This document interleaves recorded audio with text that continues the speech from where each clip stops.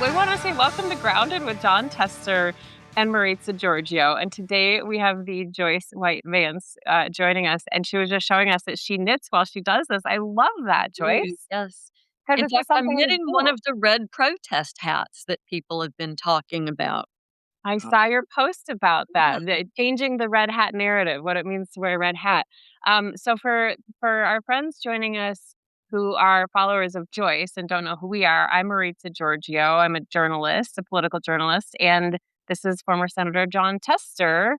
And this is our show Grounded, where we just kind of talk about the news of the week, news of the day with some very special guests. And we're just so pleased you're with us, Joyce, today. I mean, I've been a long fan of yours. I just told you, but you served as the U.S. Attorney for the Northern District of Alabama until 2017. One of the first 5 female U.S. attorneys nominated by President Obama. And then you're the author of this book, which my book club actually read. Oh, wow. In preparation for this, they did me a solid and said, let's read Joyce's book. So Giving Up Is Unforgivable, a manual for keeping a democracy. So we'll get to that in a second, but I'll let Senator Tester jump in because I always just Hey, fail. can I just apologize as we're getting started? There's a guy blowing leaves outside of my window, so I'm mortified. I apologize, and hopefully the noise will be brief. Hey, You take care that's of it. that's just the way life goes. I was doing an interview on CNN about a year ago, and I was at somebody else's house, and up come the lawnmower crew that was gonna mow his lawn, and I looked over, and they were screaming in my ear, "You guys skied," looking at the camera, but they didn't know that I was trying to hold off some background noise, but it's okay. Background noise, Joyce, quite frankly, background noise sometimes is better than Maritza talking. I'm telling you. Wow. Ooh, the Hey bar is there. low early here. I like Yeah. this. Yeah, we Well, like to razz each other. I gotta get it in. Anyway, it's great to have you on the podcast, Joyce. Really, I mean, with everything that's been going on, you want to talk about flooding the zone. Holy shit! I mean, it's just day after day after day. After a State of the Union speech, and quite frankly, that said nothing but divided the country, divided Democrats from Republicans. That's all it did the whole damn time. And he was really fuzzed up at the beginning and slowed way down at the end, which means that whatever he was taking was wearing off. It's a crazy time. It truly is a crazy time. And the more we get into this administration and the more we talk to people like you and other folks, it makes me wonder how people can continue to think that what he's doing is making this country great because it's not. It's not at all. Increasingly, we're seeing that reflected in the polls, right? I remember being told for so long that Trump had a hard base of 30% of the country and that wouldn't drop. And these most recent polls show him at about 20% positive. So I would say what we are doing, what everybody who's here with us this morning is doing, we have to keep being truth tellers and talk about how unacceptable it is for the president to be the force that's dividing the country. Well, if you look at what he's done just on the surface, Joyce, the fact that he's mm, putting a lot of focus in other countries, invading other countries, Venezuela, Iran, for example, the Epstein files, which he said was going to be one of the first things he did. It's been a year in, and he's got the Department of Justice digging their heels in and fighting it every stretch of the way, not giving the folks who are victims any quarter whatsoever. And so it goes on and on and on. But at any rate, where are we going to begin, Maritza? Because there's a full script of questions for I know. I Joyce. always do this, and I send him all my questions just so he knows where I'm going, and he's like, you don't have time for this. This isn't a week-long interview."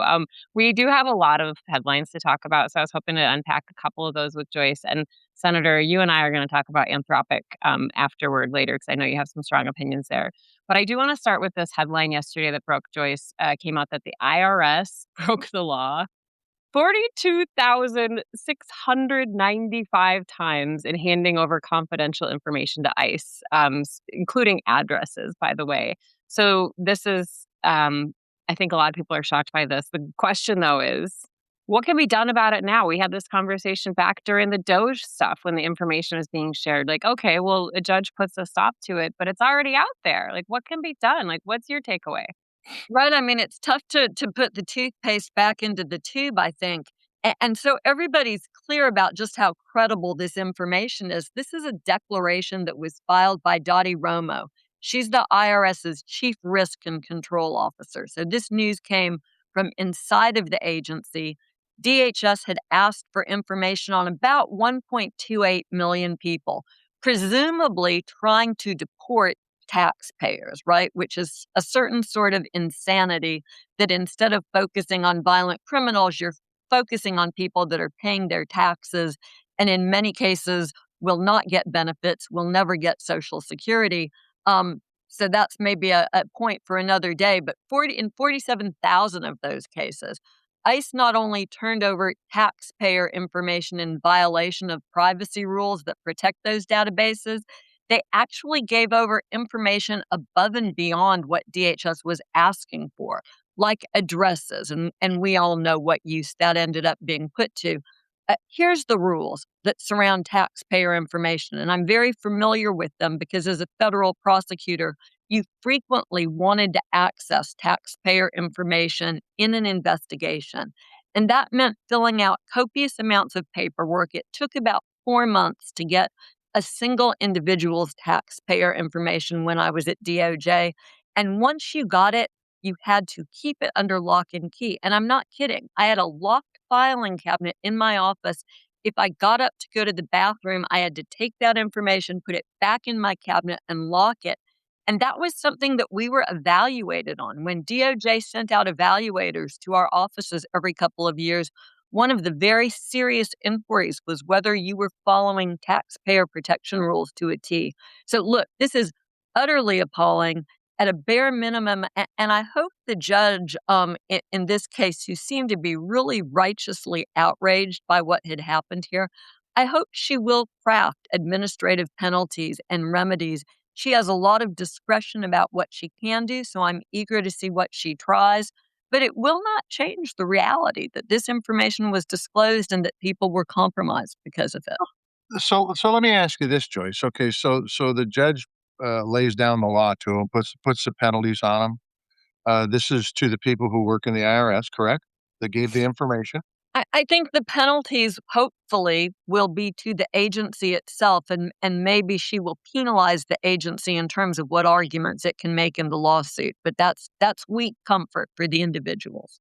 Okay, so and we've seen this. We saw this with the tariffs. The Supreme Court came down with a ruling on tariffs, and the president said, "Well, tough shit. I'm going to do it. I'm going to do it anyway." Yeah. And he used the same law, by the way, that he implemented the tariffs with to do it again. What they lay down the most severe penalty. The most severe penalty. What stops them from saying, "Well, too bad. We're above the law anyway. What the hell?" Yeah. I mean, I think that actually, I think that there are more real consequences in the tariffs case, which I view as part of this trend by Trump's lawyers, because it's not any longer the Justice Department I served in. They That's right. find these statutes that give a president exceptional powers in an emergency, right? And then Trump declares an emergency, and he tells the courts, "You can't second guess me when I say there's an emergency." And he proceeds to claim just unprecedented power that he exercises in malicious ways that benefit him personally. That's what he did with tariffs. He looked at his statute, and I don't mean to rehash ancient history from last week, but it just No, sort but of it's important. People well, have it questions. sort of chaps me, right? Because this is Trump who takes a statute called IEPA that has emergency powers, and the statute never mentions tariffs. And they craft this whole argument that he can use that to impose tariffs. And even this Supreme Court, the Roberts Court, says, no, that's just a bridge too far, Trump. You got to slow your roll on this one. He will make noise about imposing new tariffs, but the reality is that now he will have to use a law where Congress has given the president the power to do that. And those laws have restrictions. There have to be certain triggers. You can only do it for a certain amount of time, about 5 months under Section 122. And there's a cap on how high they can go. So actually, I think this is a case where the courts have effectively told the president no. I don't know what the judge will do with the tax case. But one of the biggest penalties that federal judges can impose on the Justice Department and the government writ large is they can limit what the government can offer as evidence in its case. Hmm. And I suspect that that's the direction that she may go here. And that has real consequences because when the government loses and there are things that it cannot do, that's something courts are still enforcing. So I want well, as long as we're on tariffs, let's just keep talking about that. I mean, we saw him just go after the president, just go after the justices Yeah. who basically sided against him, and he said that they were swayed by foreign interests and political pressure, which caused somebody, I can't remember who it was, but somebody online said, "Well, if that's the case, if you're going to go out and say that, we need to replace the entire court now. If you're going to say something like that." He's done this maligning though of the media, of course, my industry, and he slapped this label of liberal activist judge on anybody who rules against him.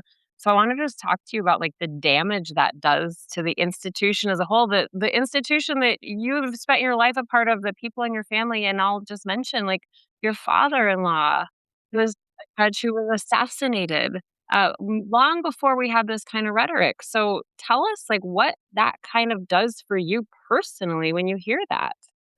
Yeah, in the last century, it was so rare for federal judges to be attacked. There were, I think, I haven't looked at this recently, but I believe that there were 5 federal judges who were killed in all of that time. We've seen really an explosion of attacks on the judiciary. Judge Salas, whose son was killed Mhm. at her door, is one example of that. And I'll tell you at a very personal level, what troubles me is that the attacks seem to be animated by political animus and by careless speech that comes out of this president's mouth. I just, I don't think that there's any way to excuse the way he attacks judges. I think the judiciary itself is under attack to the point where the Chief Justice a couple of times has felt obligated to speak out, something John Roberts does not do frequently or carelessly, and to talk about the fact that judges, once they get on the bench, these folks have life tenure. They're not political. 99% of them just out there doing their jobs, trying to call the balls and the strikes based on the law. And so putting targets on the back of federal judges is nothing other than an effort by this administration to try to bring judges to heel, just like they've tried to bring lawyers to heel by issuing executive orders and universities to heel in that same way. This is all a power play by Donald Trump trying to be, what maybe could be called a soft dictator or a soft autocrat, bringing an end to democratic free expression and First Amendment rights by threatening folks. And it's intolerable. We live with this on such a day-to-day basis that we've slowly, sort of like I wrote in my book about the frogs being boiled in the pot. People come to accept it because there's so much of it and it gets normalized over time. We've Mhm. got to all fight back against normalizing this stuff. Yeah, except Joyce, I agree with everything except that I don't think this is a soft dictator. I think this guy's doing Fair. everything he wants, and I think Article 1 folks are asleep at the wheel. I don't think they're educating themselves on what's going on. I mean, the what happened in Minneapolis, I don't know if you're old enough to remember what happened at Kent State or not I'm pretty old. when the guardsmen well, so you'd know. But the truth is the country was up in arms about that. They were Yes. up in arms about that. I mean, it was a big damn deal in the late '60s, and now you have 2 US citizens shot. One of them happens to have a gun and a permit to carry it, so you would think that the folks that are Second Amendment folks would be really pissed off about it. And we heard some stuff, but we certainly didn't hear a lot from the other side of the aisle. We didn't hear many Mm. Republicans stand up and say this is unacceptable and people need to be held accountable for this. Instead, we're fighting over, I should say, Congress is fighting over a set of accountability measures for ICE right now. I mean, what this president is doing day after day after day, oftentimes multiple days, is undermining our democracy in a huge way that won't be repairable in my lifetime. I hope that you're wrong about that last part of what you said. I agree with everything else. I think it's going to be tough to repair this damage. But if there's a silver lining to the Trump era, It's that Americans are so much better educated about democracy than we were going into this. Not all of us, but I think enough of us. I mean, there are 1,500 people here with us at 8:50 my time. That's God's time in the Central Time Zone. But there are a lot of y'all here with us this morning. There are a lot of folks who are educating themselves and arming themselves with knowledge. And I had lunch yesterday with some of my former DOJ colleagues, and what I sense in the Justice Department community is a real eagerness. And I should say, by the way, I had lunch with dear friends who are Republicans, lifelong Republicans. Um, and there's a real eagerness to rebuild institutions as soon as we have the opportunity without regard for the politics. I think we're going to see this surge of patriotism. The midterm elections, I'm optimistic that we will fight for our right to vote, which really annoys me. It should be easy to vote if you're eligible. Instead, we're going to have to fight for it. We'll start to rebuild guardrails. And then after the next presidential election, I think people who believe in the Constitution and the Republic will flock back to government to help train the next generation, and we will come out of this stronger. But it's going to be painful. I never like watching the sausage get made. Well, I would say, God bless you, Joyce, because the truth is I hope you are 100% correct because I got kids and grandkids that are still going to be living here long Me after too. I'm gone. I want them to Yeah. have an opportunity that my grandparents and parents gave me. And I will tell you this, my parents would be absolutely aghast if they were alive to see what's going on now. They lived through the dirty 30s. They lived through the Axis and Hitler and Germany and all this crap that went on with Nikita Khrushchev and all that stuff. They would be just absolutely I don't know that my mother would actually believe what she's seeing in this country if she was alive right now. I think about this so much. I mean, I'll just say, since we mentioned my father in law, before he was a federal judge, he was the head of the Alabama Democratic Party at a time when Alabama, people don't know this, until like around 1990, every statewide elected official in Alabama just about was a Democrat. We were a That's right. Democratic state. But my father in law was the guy who wrested control of the Democratic Party away from George Wallace. And he did that in large part because my mother in law expected no less. There's this great story about my father in law introducing George Wallace at a speech in the middle of all of that.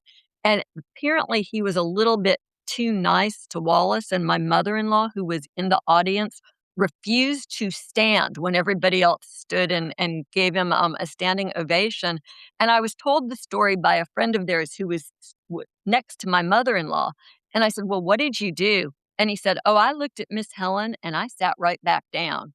And I think that their generation would have been unstinting in rejecting the crap that we are seeing. Like, I really miss my father-in-law and my mother-in-law right now. And my mom, who one of my first memories was her taking me out to protest after Kent State. I was like 4 or 5 years old. And I clearly remember how important that was to my mom and my aunt. And I feel like we're letting that generation down a little bit by not being out on the streets every day. It's great we're going to all go protest No Kings March 28th, but I do think at some point this will require a general strike, and I hope we're not past the point where the country's capable of that. I was just pulling up a note because I screenshot or I took pictures from pages in your book that stood out, and it reminded me, you wrote, "You can be polite to everyone or you can save the republic, but you cannot do both." And I mean, we really are at that point. And so much of what you just said, I mean, there's so many things to pull on. I want to know though about your lunch yesterday. Are these Trump Republicans or Reagan Republicans? Because I think there's a big difference right now. So look, I live in Alabama. You guys know how this goes, right? I know people who voted for Trump all three times, and I have great difficulty with that. But I have friends who voted for Trump the first time and who regret that vote. I have friends who, in terms of policy, are still Republicans, but they believe that the Republican Party has left them, right? They are not MAGA Republicans. And it's been difficult for those folks because to them, Democrats are evil. We're like the Yeah. other side. And so what I do is, it is not my job to judge, although I really want to, and sometimes I secretly do. I'm going to be honest. I think, though, we're at the point where we've got to draw a circle for these next couple of elections that's big enough for everybody who wants to protect democracy to stand on. I am a fan of saving the republic, and then we can argue about taxes. About 2, 3 weeks ago, we had Rachel Maddow on this podcast or Substack, however we want I've to seen describe her it. a time or two on TV. And I'm going to tell you, those were almost exactly her words. The tent has to be big enough so that if you want to have a constitutional republic, you're on our team. And I couldn't agree with that more. As we watched Democrats fight among themselves, we saw it somewhat on Tuesday night, where you know everybody in the room was pissed off at Democrats and Republicans. Well, my advice to those folks: elect some Democrats to put them in a majority, and then hold them accountable, Yep. because that's what needs to happen.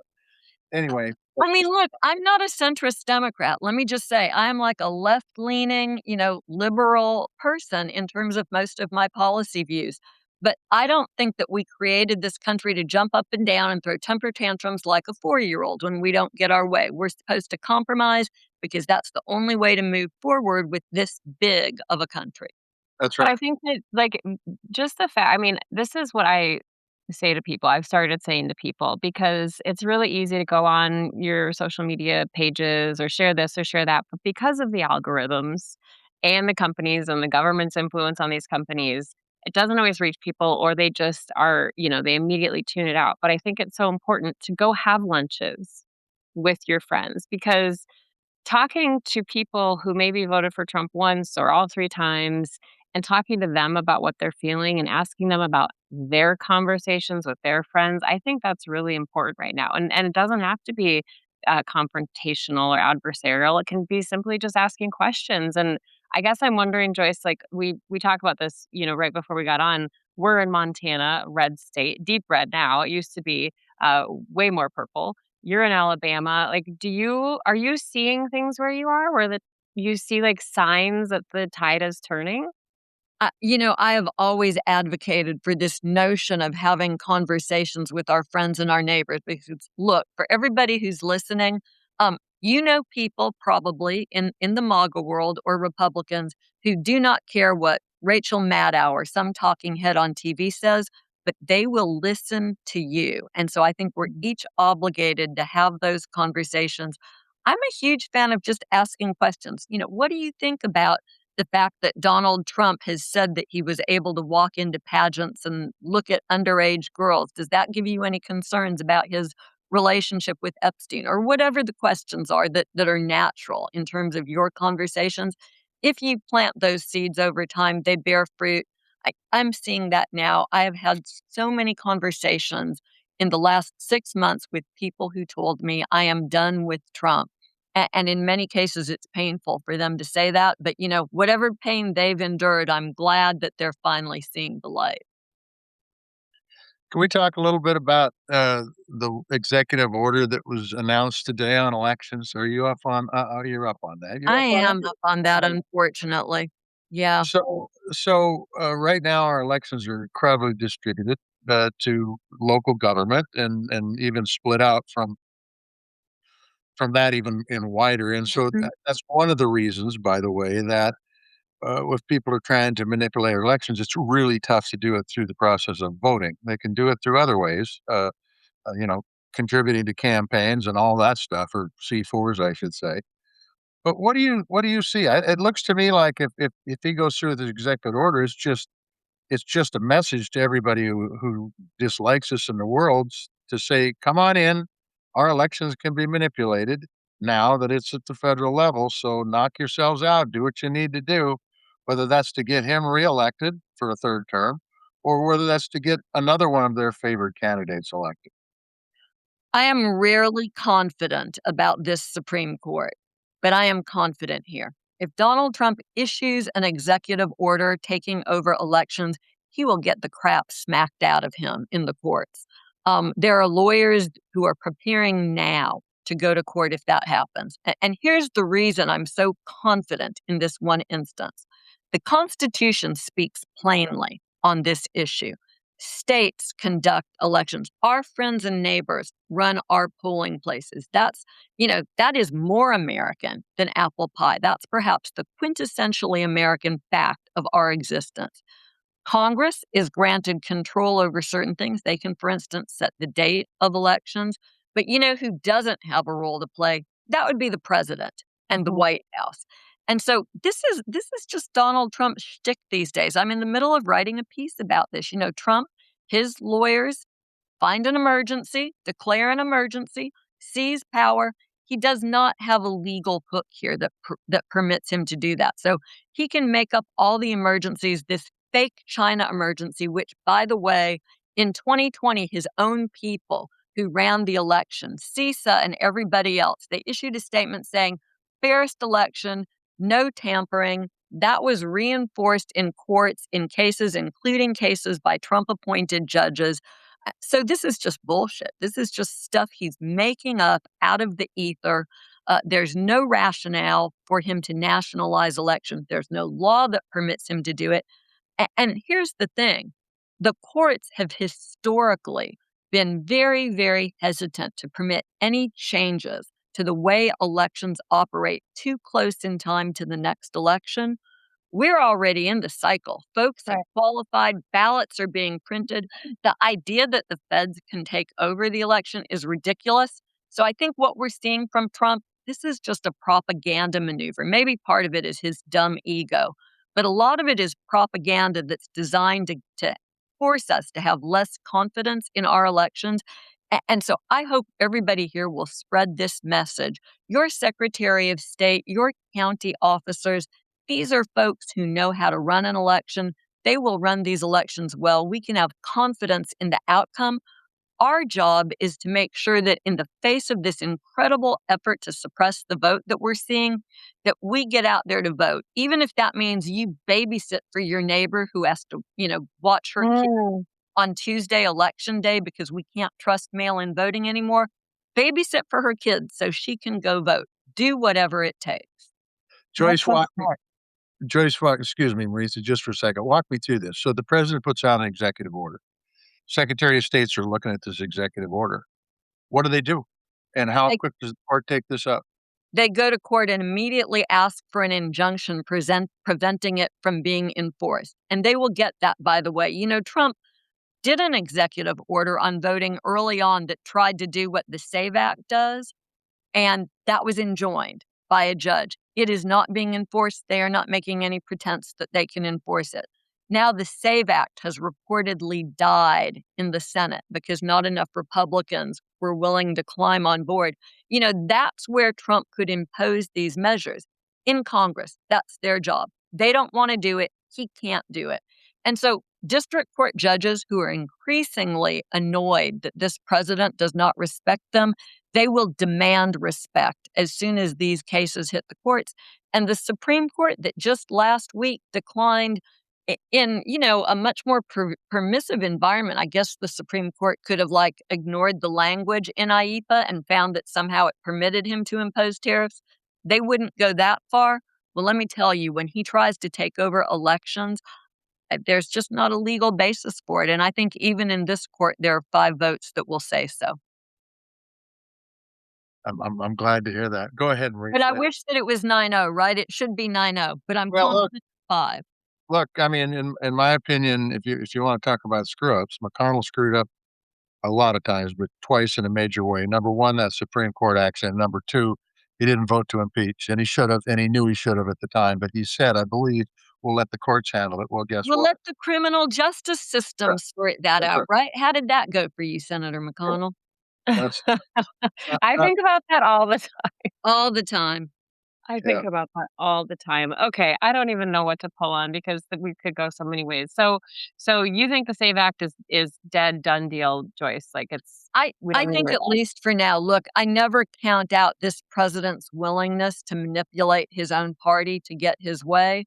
So might there be some weird scenario under which they get the votes to make the talking filibuster work? Maybe. But it looks dead to me. They're never getting 60 votes to pass this in the Senate. Interesting. I don't want to jump around, but I'm going to jump around. You talk to a bunch of folks in the Department of Justice. I'm sure you track the Department of Justice. They're down what, 5,000 people, 5,000 attorneys? It's Uh, incredible. Yeah. just tell us how functional they are in anything except defending Trump. Something that I noticed yesterday was yet another filing by folks at DOJ with typos in it. And that might not seem significant to people, but let me tell you something. That's not how the Justice Department practices law. I mean, we are meticulous, we are detailed, we don't misspell the names of parties. And that's something that we're seeing over and over again. There's a part of me that's tempted to think that, maybe the support staff are fighting back in the only way that they can. But I think in reality, it reflects that the Justice Department, that the leadership in the Justice Department is devoting the bulk of its resources to being Donald Trump's law firm. And in the 93 federal districts out there, the U.S. attorney's offices across the country, I know for a fact that federal prosecutors just want to do their job, which is to keep their communities safe and vindicate the rights of victims of crime. And it is becoming increasingly difficult for them to do their job for two reasons, both because they're down people and because they're having these political hires forced on them, U.S. attorneys who simply are unqualified to do the job. And the job is not going out on television and being a talking head, something that I never did in 8 years as a U.S. attorney or in 25 years as a federal prosecutor was get in front of a television camera and offer an opinion. I may have done a press conference from time to time when we did a big case, and I hated doing even that because that's not the job. The job is sitting at your desk, managing the office, doing a lot of reading, staying on top of your cases, making sure you're bringing the right prosecutions, making sure you're defending the United States when it gets sued, making sure you're collecting otherwise uncollectible debts owed to the United States. It's a lawyer job, and that's what's missing is that technical expertise that's being stripped out of the department at every level. We have a comment in our chat says Joyce for president 2028. I think we're gonna hear that a lot actually, Yeah. Joyce. But That might not be happening, although, I told you guys when we got started that my husband is a big fan of Senator Tester, and I will tell you that Bob has an uncanny ability to pick winners in national elections, so you never oh, know. what do you think, Senator 2028? There you go. I could get behind that ticket. Not a problem. It's a done deal. I'll just sit here at the farm and we'll win it. We'll win it in front of the camera. How's that? But Joyce, so you mentioned something that, like, we just talked about with the Epstein files recently, is that you like to think that this is actually deliberate typos or something, like, this is their way of fighting back, and I had the same conversation about some of the, like, bumbling up of the Epstein files, like, when they're not, redacting something or they're putting duplicate files in where it's only redacted in one, the names of, the potential co-conspirators. I mean, do you think that's the way we're seeing resistance this term instead of, like, the first term when so many people would just come out and say, "I'm done"? Yeah, not with the Epstein files. I think Yeah, this was just a tragic screw up by the deputy attorney general and the attorney general. It was their job to protect survivors. Congress yeah, gave them that job, but that is job number one in the Justice Department. There's a Victim and Witness Assistance Act. You protect survivors, and it's unconscionable. I mean, you guys have heard these stories, right? Documents where they redact one survivor's name but leave all the other ones, the right. naked photographs with faces that were identifiable, the survivor who was forced to tell her husband that she was an Epstein survivor because they did not protect her identity. This is unconscionable. There has to be accountability. Right now, it can only come from Congress. I saw last night a piece in The Hill suggesting that Republican senators are beginning to ask for accountability from the White House. And that's Wow. only happening, right, because of us, because public pressure. So y'all keep it up. I early on was not optimistic that anything would come of this, but I think the public pressure and the drive for justice that's fueling this and the anger and the effectiveness of the survivors at organizing and continuing to push forward, this should be an issue that breaks this administration, and we should keep pushing.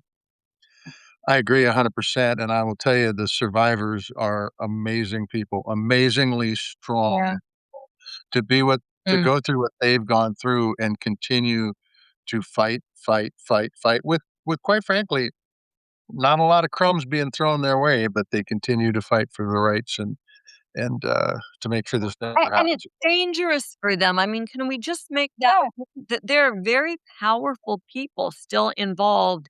And, I think at some point they probably will come forward and talk about who they were trafficked to, besides Jeffrey Epstein. And that will come at an enormous cost to them personally. These are brave people. Yeah, absolutely. Absolutely. I And would I say think go yeah, go ahead, ahead. Senator. Go ahead. No, no, no, go ahead. Go ahead.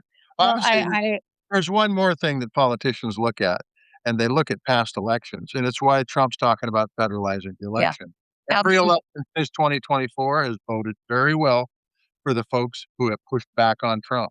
A lot of these folks in Congress who are up for election this cycle, both Senate and the House, have been nothing but a rubber stamp, and I think they will pay a price for that, even in deep red states. I think they will pay a price for that. Go Doug Jones. I think you're right. I think that Donald Trump talking about nationalizing elections, that's fear talking. You don't have to try to steal an election that you believe you're going to win. That was the motif right. in 16 and 20 and again now.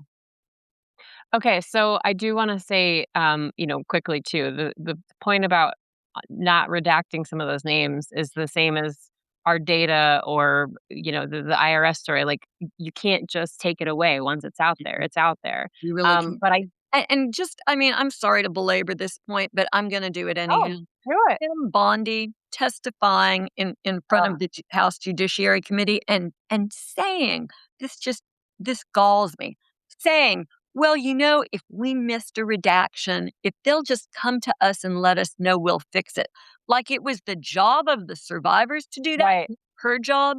The fact that she has not been held accountable and censured by Congress is unconscionable. That's Yeah, right, that and she will never be held accountable. She also said stuff like and you picked up what you picked up from an attorney standpoint, from a senator standpoint, when she said, "I'm not gonna answer your question, I'm gonna answer the question that I wanna answer." Yeah. It's accountability absolutely does not exist with the administration. They don't give a damn about Congress. They think Congress is a nuisance, and they're being treated like a nuisance, and they don't have to be. They can stand up and make sure their voices are heard, but they just let it happen. It's If crazy. ever there was a reason to vote Democratic, it's to get majorities in place that can impeach the worst of these people. I mean, we know that Trump surrounded himself with sycophants and with yes men because he didn't want to have a Secretary of Defense that would tell him no when he decided to start killing people on the open seas. And there are a number of cabinet secretaries who are ripe for impeachment. And I don't say that lightly, right? Like I'm not a, oh, let's lock them all up kind of person.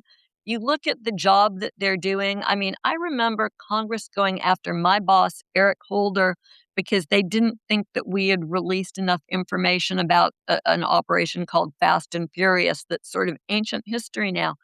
Eric went over, General Holder went over and answered their questions patiently and gave them the information that they needed, and they went after him.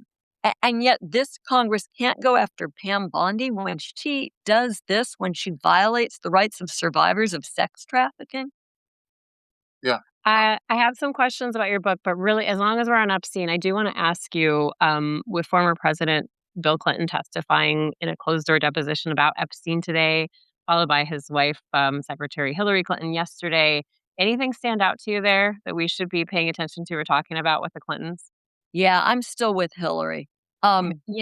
I love the fact that she goes in and she tells them, not only do I not know anything about what you're asking me about, but you should have let the public listen to this. And oh, Right. by the way, let me tell you about the programs I used to oversee that help victims of sex trafficking that this administration has eviscerated. Hillary Clinton continues to be an American that I aspire to be as good and as committed as. I just can't believe they wouldn't make those public. They're gonna have to release the transcripts and, ultimately everything that she said was said publicly, but it's such a moment, right, where their failure to let her testify publicly, to let Jack Smith testify publicly, tells you all that you need to know. These people are terrified of the truth. Yeah, I mean, but I still don't get it. Why can they redact some of the testimony if it's not if the transcript's putting out? I mean, why not have it public?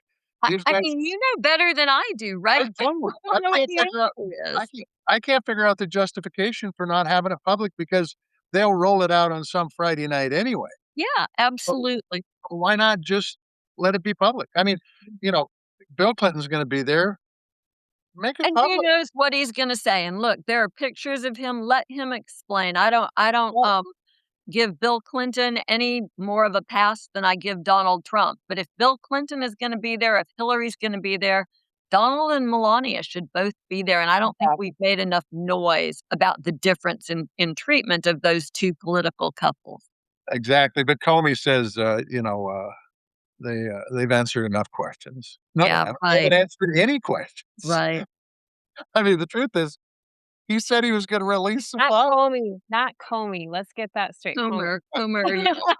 We understood R this. I'm getting old enough where the R's look like Y's and the Y's look like Yeah, yeah, R's. yeah. You're right, Comer. Thank you for that Freudian Well, slip. I just wanna, like, listen, It's James a big Comey slip. has enough to talk about, but yeah. Okay, Joyce, this book, Giving Up Is Unforgivable, I mean, I took so many pictures on my phone of Oh. items I wanted to save and talk to you about, and I know we don't have forever, but I do know that you wrote this basically a year ago, and there are a lot of things that I was reading about in here, like one section about, one of our safeguards is that we don't have nationalized elections, and now we see that that's a big effort from this administration. So, does this still stand up today? And if you were to write this book today, knowing what you know about what's happened, would anything be different in it?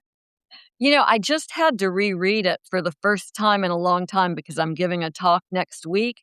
And the thing that struck me, and look, I'm a first time author, so I have all this anxiety. A friend told No, me a it's couple weeks wonderful. ago, quit apologizing for the fact that you wrote a book. You need to, like, I wrote this great book, um, which doesn't come naturally. But the reality is, it actually has held up pretty well. And at the time I was writing it, I was writing in real time. So I was tearing up a lot of stuff while I was writing. Because I was writing in that period of time from about the inauguration until about 6 months in. And my fear was because people around me kept saying it to me. Maybe I'm being too much of an alarmist. Am I a drama queen? But I'm not. I'm like a boring former federal prosecutor.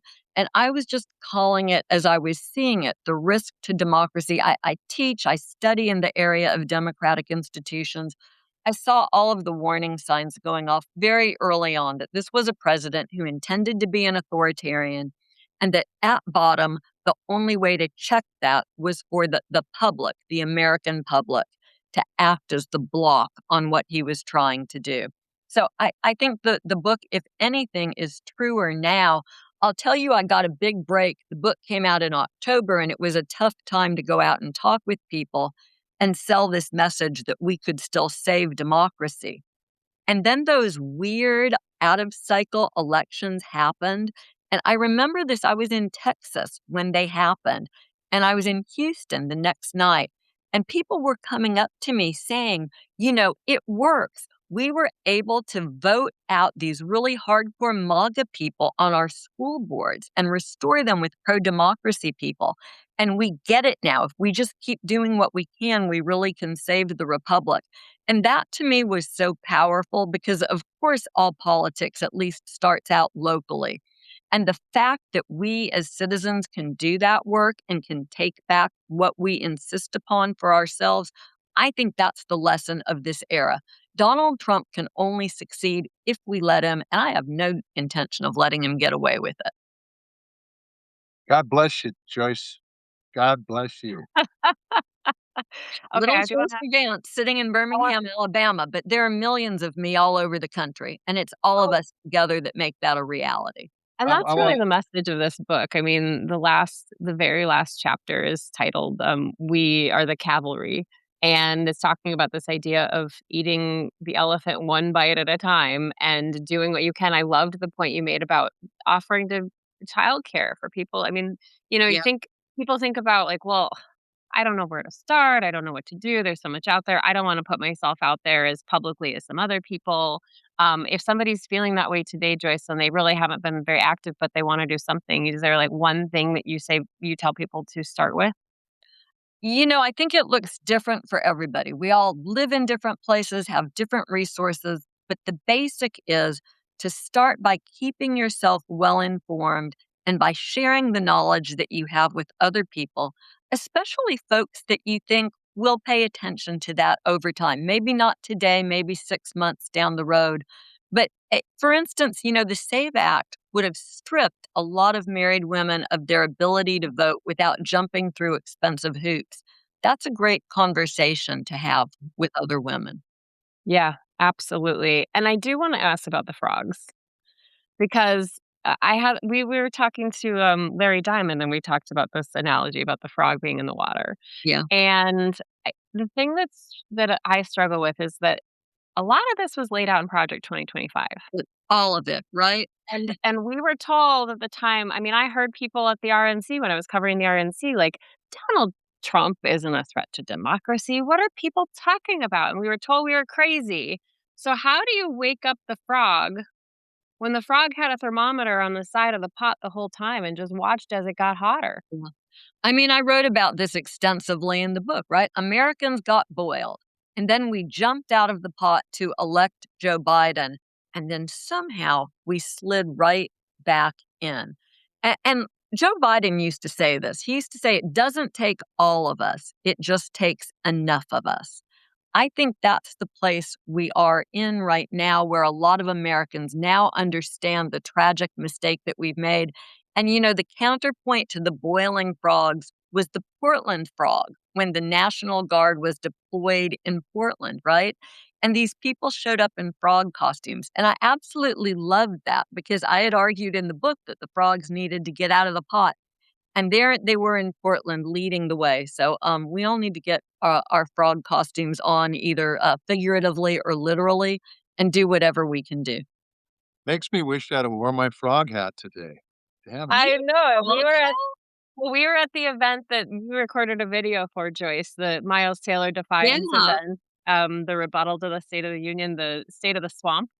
And Senator Tester, he got a hat with 2 frog eyes on top, and you wore it all night. You looked very professional, It's a Senator, I think. beautiful thing. Yes, I was very professional. You wouldn't believe the respect I got just because I was wearing that damn hat.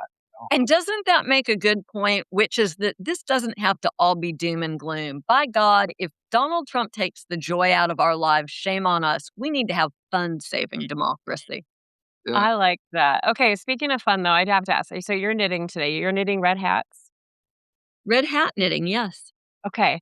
I wanna know too, you have chickens, and I wanna know if your chickens have names.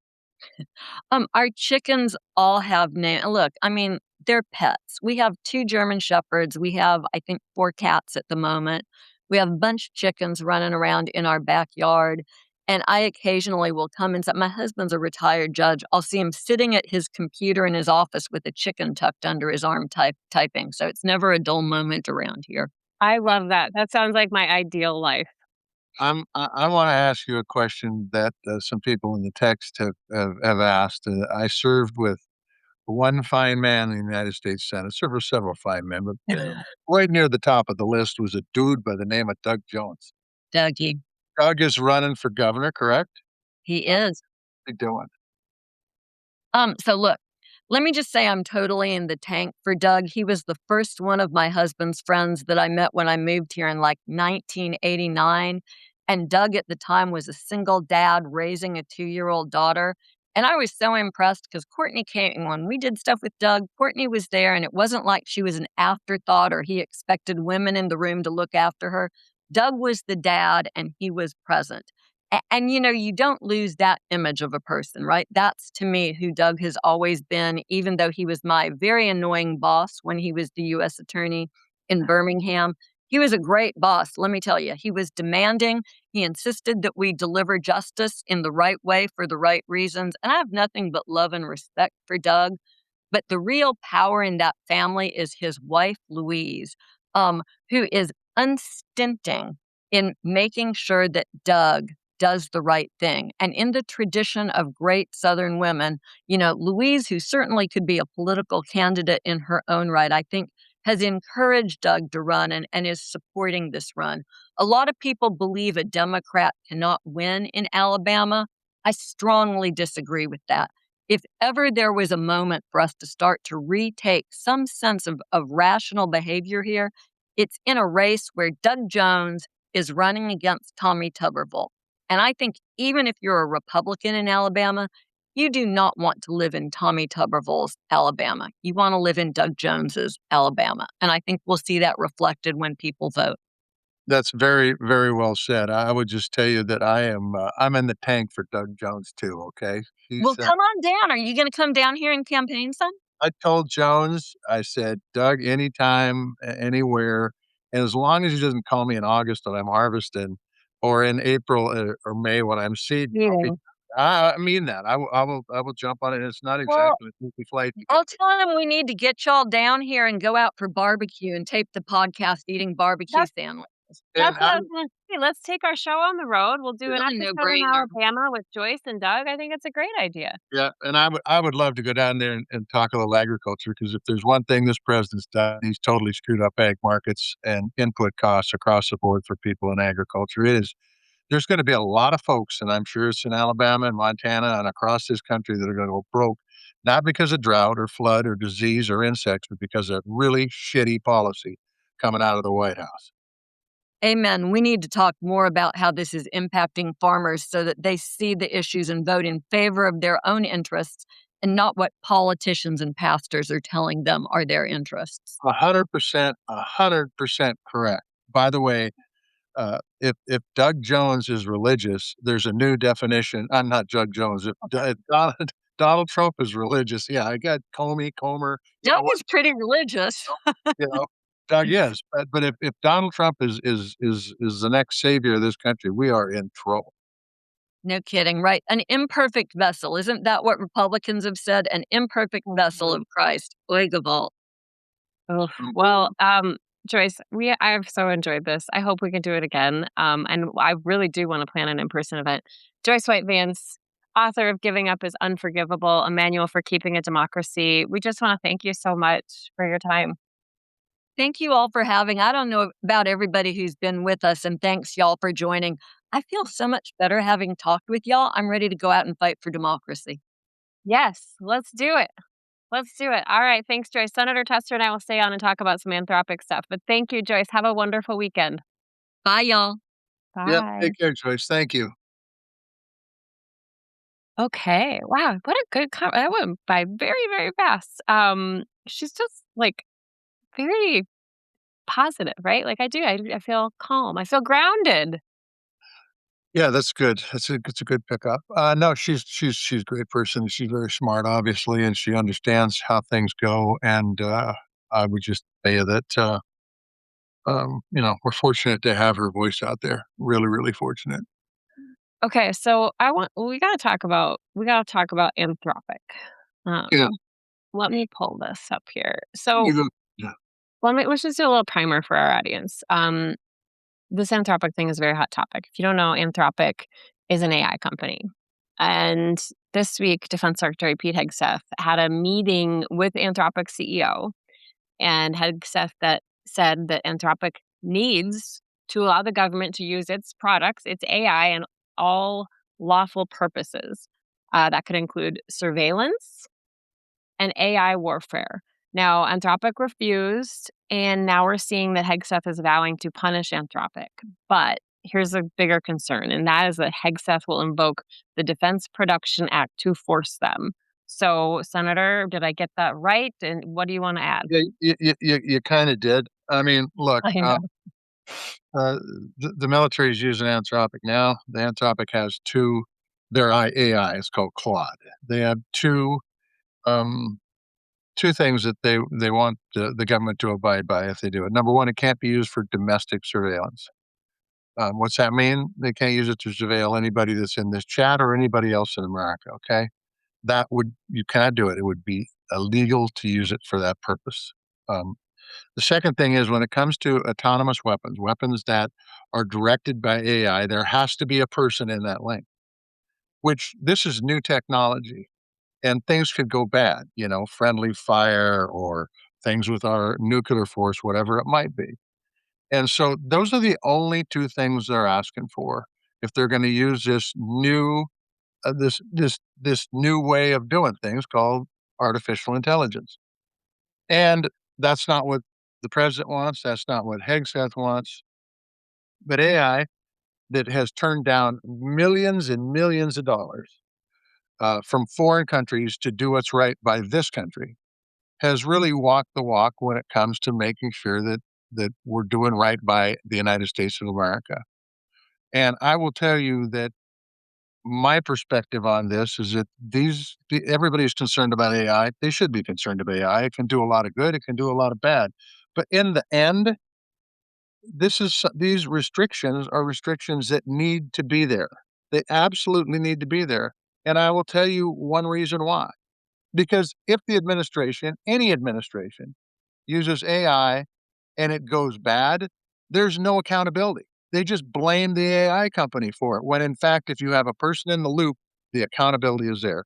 So, once again, they either want to use a Defense Production Act or they want to treat it like it's a threat to this nation and blackball it that way. By the way, both are contrary to one another.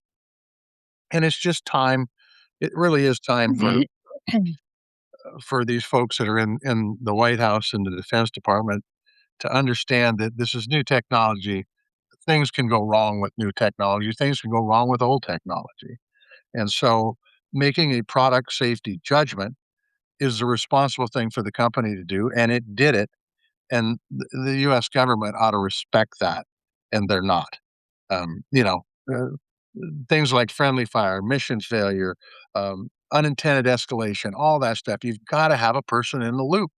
And when you're making life and death decisions, this is not something out of the realm to ask for. What Anthropic's asking for on this, and to just say, "Well, we're not going to use you. We'll go a different direction," which is what would normally happen. They're going to say, "No, we're going to blackball you. We're going to make sure that we either take away all your technology, or we're going to make damn sure that you can't do business anywhere in government with this." It's just crazy. Um, I mean, I think a title we could call this podcast is "Toothpaste Back in the Tube" because it really goes. It's such a theme here and everything. But if they use this um, Defense Production Act, what does that look like? What does that actually look like for us? What it means is that they'd take the company. They would take the company and use it without any restrictions. Use the AI without any restrictions. So we're surveilled. They're gonna. I mean, like these are people's lives. It's life and death circumstances. It's part of privacy. It's part of legitimacy. To not use it surveilling domestic folks, that ought to be ground rule, foundational rule. Period. I mean, you want to make this country into China. That's what China does. They surveil their people. They identify their people, and quite frankly, the technology is out there to do that. And so for these folks to stand up and say, no, we believe in using AI for the right reasons, for the betterment of this country, for the betterment of citizenship, and to keep people safer. What the what what the Secretary of War, Secretary of Defense wants is they just want unlimited use on this stuff, and they don't even know its capabilities yet. Truthfully, folks in the field do, and the folks in the field think that this is the right thing to be doing. In my little producer group chat that I have, they were talking about how to prop up and say thank you to Anthropic, and they said, "Well, we're gonna all switch to using Claude. We're all gonna switch." Is that what people should do, Senator? Is that what people should do I to they push they back? they can do what they want, but I can tell you something. I'm not unlike every other industry out there. There's some good actors in it, and there's some bad actors in it. And I'm going to tell you, I have been very impressed with Anthropic. These folks have morals, they have values. It's not all about money for them, and they're making plenty of money, trust me. But the bottom line is that it's about making sure that we preserve democracies in this country, starting with the United States of America. Okay, before we go, let's just chat.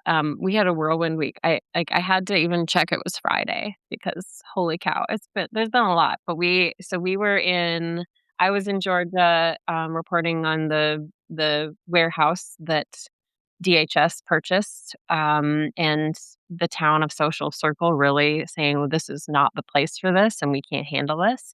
And then I flew to DC and I met up with you, and we talked to some students at Georgetown. We're gonna publish that conversation here shortly in the next couple of days. But we also went to this Defiance State of the Swamp event where you got a frog hat. Everyone's saying, "Where's your frog hat?" I have to tell you, I forgot to grab my frog hat, and our friend Ellie Leonard could only grab one extra, and we gave it to Steve Bullock. So I am without a frog hat, but I maybe will bully Steve Bullock to give me that frog hat back. But tell me about like what were your thoughts from that overall event? This this I con- thought it was, I thought it was really good. And we even see part of this on the live chat. But you got to keep focused on the folks who are causing the problem. And I'm going to tell you, Democrats are in the minority in both houses, and I'm not making an excuse for them. They aren't perfect, but before you start comparing Democrats being equal to Republicans in this particular instance, um, you got to look. A majority controls everything in Congress. They control the agenda. They control what's heard in committee. They control if you're going to have a hearing. All this stuff. And it's Republicans in the majority that aren't holding the administration accountable. Democrats are out there talking about it. They're talking about what needs to be done, but very, very, very seldom, if ever, is the majority moving forward with hearings to hold people accountable, saying no to the administration once in a while. And so it's really important. Going back to what Joyce White Vance said, it's important that the tent is big because, quite frankly, if the folks on the Democratic side start fighting amongst themselves, you can look for a third term for Donald Trump. I'll just tell you that. That will happen. And so keep it focused on what the real problem is. All right. Well, we've been going for an hour, so I think we will let you all get back to your day. Any final thoughts, Senator? The only final thoughts I got is that there needs to be safeguards when you're working with AI. That's all Anthropic is doing. And I think that if we get folks in the administration that understand this, the country will be safer and the country will be better. As far as White Vance goes, she is absolutely a jewel, an incredible person, and somebody who, quite frankly, gives me hope. Me too. Okay. Before you go, we talk about your hat at the end of every episode. What is this month? Is this This is Munson? this is an old hat that was given to me about a month ago. This is the day of business band radios.